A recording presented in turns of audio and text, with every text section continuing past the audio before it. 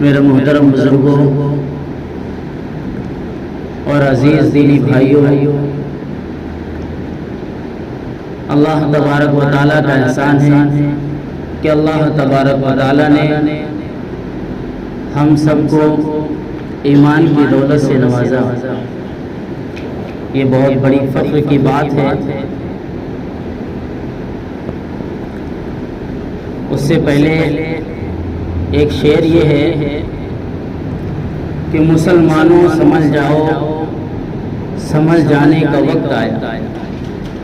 مسلمانوں سمجھ جاؤ، سمجھ جانے کا وقت آیا۔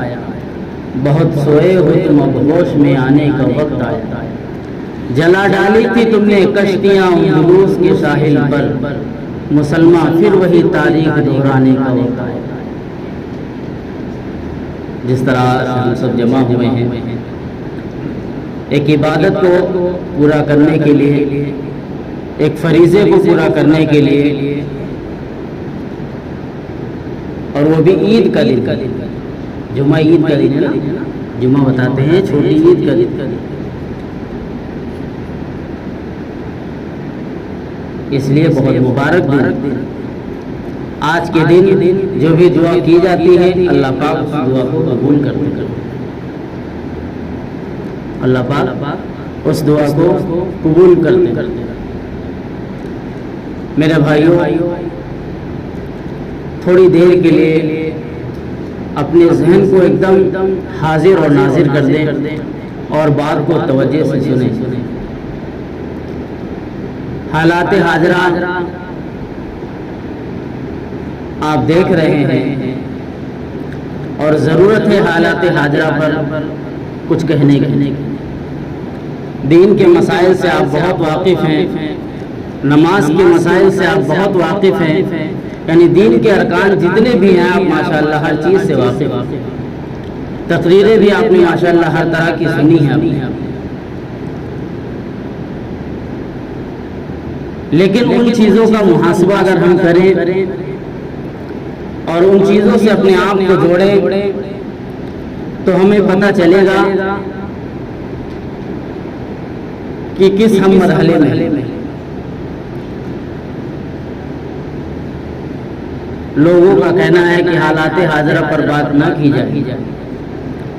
اگر ہم نہیں بتائیں گے یا ہمارے لوگ نہیں بتائیں گے جن کی ذمہ داریاں ہیں تو ہمیں کون بتائیں؟ ہم چیزیں سوشل میڈیا کے ذریعے سے دیکھتے ہیں، دنیا کا ماحول دیکھتے ہیں، ایک لفظ اٹھتا ہے اور پوری دنیا میں وبال ہو جاتا ہے۔ حالانکہ ہم جس کے ماننے والے ہیں، جس کی امت میں ہیں اور جنہوں نے ہمیں پیدا کیا، ان کا نام لینے میں ہمیں نہ کوئی افسوس ہے اور نہ کوئی شرمندگی ہے، بلکہ خوشی ہوتی ہے، دل کو خوشی ہوتی ہے۔ جس طرح آپ ماحول دیکھ رہے ہیں کس طرح سے کسی کو کچھ کہنے کی ضرورت نہیں، بہرحال ہمیں اپنے گروبان میں جھانکنا ہے، ہمیں اپنے گروبان میں جھانکنا ہے۔ خبر حدیثوں میں جس کی آئی وہی زمانہ اب آ گیا ہے، زمیں بھی دیور بدل رہی ہے، فلک بھی آنکھیں دکھا رہا ہے۔ ہاتھ باندھے کھڑے ہیں سب میں، سب اپنے اپنے خیال میں، امام مسجد سے کوئی پوچھے نماز کس کو پڑھا رہا ہے۔ ماشاءاللہ ساری نمازیں بھی ہم ادا کر رہے ہیں، سارے عروج پر بھی ہیں، پھر ہمارے اندر اتنی کمیاں کیوں؟ سارے ارکان ہم ادا کر رہے ہیں، پھر بھی ہم مسلمانوں کے اندر اتنی کمیاں کیوں ہیں؟ کیوں لوگوں کی نظریں ہمارے اوپر ہیں؟ کیوں حکومت کی نظریں ہمارے اوپر ہیں؟ کچھ نہ کچھ تو کمیاں ہوں گی ہمارے۔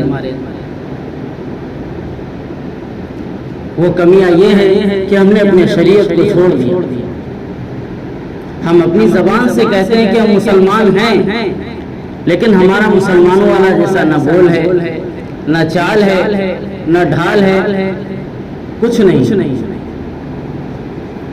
اس لیے لوگوں نے ہمارے اوپر حملہ کرنا شروع کر دیا اور ہم اس کو سہتے رہے۔ بہت سے لوگ آواز اٹھاتے ہیں کہ ہم آگے بڑھیں اور اس چیز کے بارے میں روکیں، تو دوسرے لوگ انہیں منع کر دیتے۔ اللہ نے ایسے بندوں کو پیدا فرمایا ہے جو ایسی طاقتوں سے مقابلہ کر سکتے ہیں، لیکن ہماری قوم ایسی ہے کہ ہم ایک دوسرے کے پیچھے پڑے، اگر کوئی آگے بڑھ رہا ہے تو ہم اس کی ٹانگ کھینچ رہے ہیں، کسی کو بڑھتا ہوا نہیں دیکھ سکتے، اگر کوئی کسی کے بارے میں بولتا ہے تو ہم اسے روکتے ہیں۔ پہلے کیا ہوتا تھا، لوگ قرآن پڑھتے تھے، بعد میں اخبار پڑھتے تھے، آج لوگ اخبار پہلے پڑھتے ہیں، قرآن پڑھتے ہیں یا نہیں پڑھتے۔ جن کو قرآن پڑھنا چاہیے تھا وہ اخبار پڑھ رہے ہیں، اور جن کو اخبار پڑھنا چاہیے تھا وہ قرآن پڑھ رہے ہیں۔ اور سائنس کی چیزیں ہم دیکھ رہے ہیں، ساری چیزیں قرآن میں موجود ہیں۔ جو سائنسداں ہیں وہ قرآن پڑھ کر، اس کی تفسیر کو پڑھ کر، اس کے بارے میں جان کر دنیا کے سامنے لا رہے ہیں۔ ہم دیکھتے ہیں سوشل میڈیا کے ذریعے سے، وہ پھر کہتے ہیں یہ کیا ہو گیا، کیوں؟ وہ قرآن پڑھ رہے ہیں اور قرآن سے چیزیں نکال رہے ہیں۔ ہم قرآن نہیں پڑھ رہے ہیں، ہم اخبار پڑھ رہے ہیں۔ ہم اپنے نبی کو بھول گئے، ہم اپنے اللہ کو بھول گئے، سب کچھ بھلا بیٹھے، اور پھر کہتے ہمارے اوپر حالات آئے۔ بالکل حالات آئے، اللہ کی آزمائشیں شروع سے آخر تک رہی اور تا قیامت تک رہیں گی، لیکن اللہ کے ہاں بلند وہی شخص ہوگا جو اللہ کے حکم اور نبی پاک صلی اللہ علیہ وسلم کے طریقے پر ہوگا۔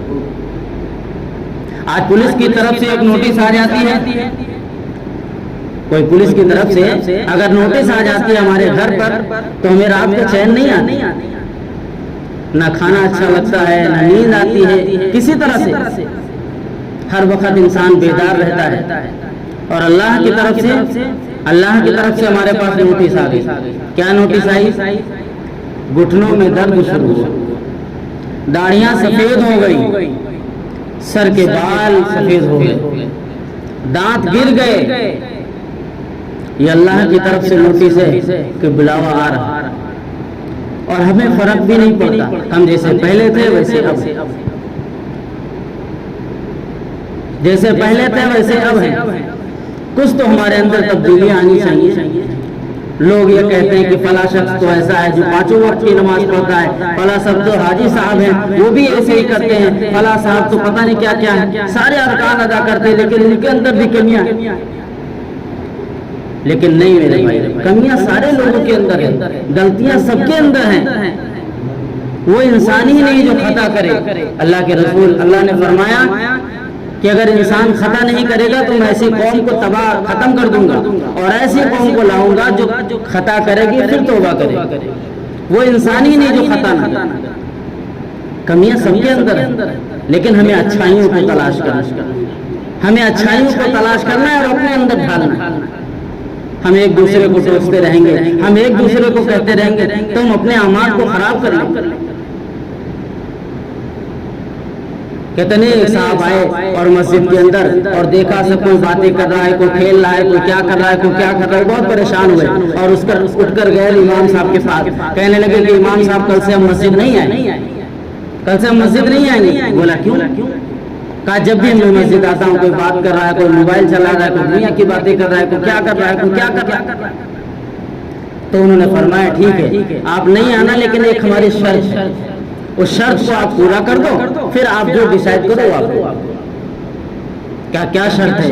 کہا شرط یہ ہے کہ ایک گلاس دودھ کو اوپر تک بھر دیا، کہا جاؤ مسجد کے 4 چکر لگا کر آؤ، مسجد کے اعتراف میں مسجد کے اندر 4 چکر لگا کر آؤ اور یہ دودھ گرنے نہ پائے۔